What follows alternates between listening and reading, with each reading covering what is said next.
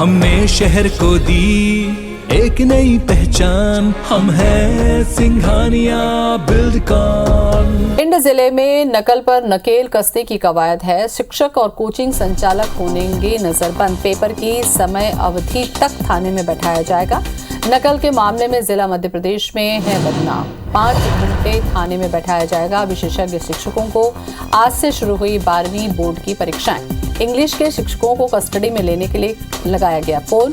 थाने से फोन आने के बाद भी नहीं पहुंचे शिक्षक। सभी शिक्षक इकट्ठा होकर कलेक्टर से करेंगे मुलाकात। और इसी खबर पर ज्यादा जानकारी के लिए हमारे साथ जुड़ रहे हैं हमारे संवाददाता नासिर गौरी। नासिर, कहने के बाद भी अगर नहीं पहुंच रहे हैं तो फिर क्या समझा जाए ऐसे शिक्षकों के बारे में?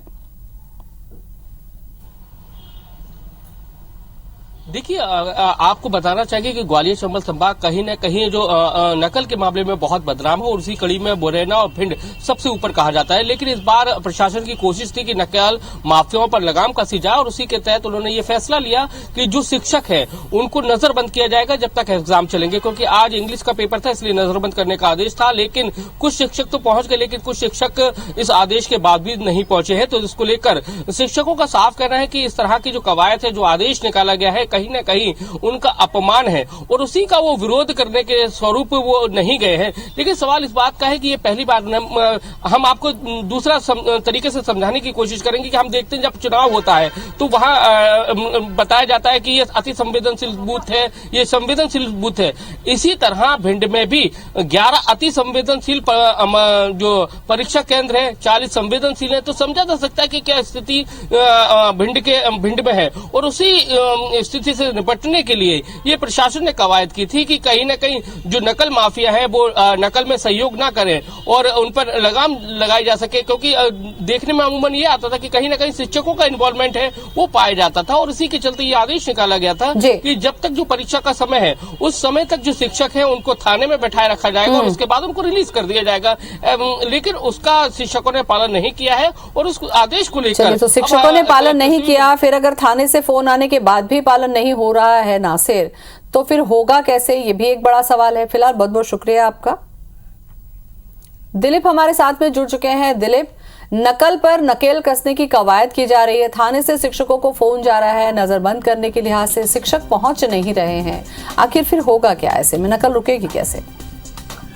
देखिए, मैं आपको बता दूं, जो जिला शिक्षा अधिकारी के द्वारा जिस तरह से जो नकल रोकने के जो प्रबंध किया गया था, काफी गलत ठहराया है। जो शिक्षकों ने, जो प्राइवेट कोचिंग के जो शिक्षक है, उनका ये कहना है कि जिस तरह से जिला शिक्षा अधिकारी ने आदेश निकाला था कि जो परीक्षा के दौरान जिस विषय का पेपर होगा उस विषय के जो भी प्राइवेट जो शिक्षक होंगे उनको थाने में नजरबंद किया जाएगा।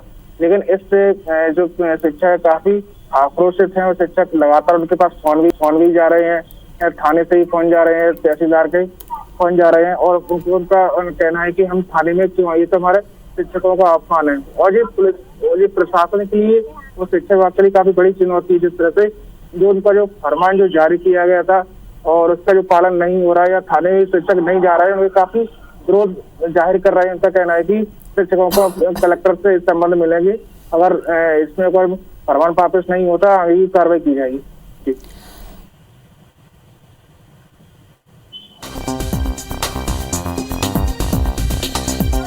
दिलीप, ऐसे में सबसे बड़ा सवाल यही है कि शिक्षक और कोचिंग संचालक पर नजरबंद करने की बात आ रही है।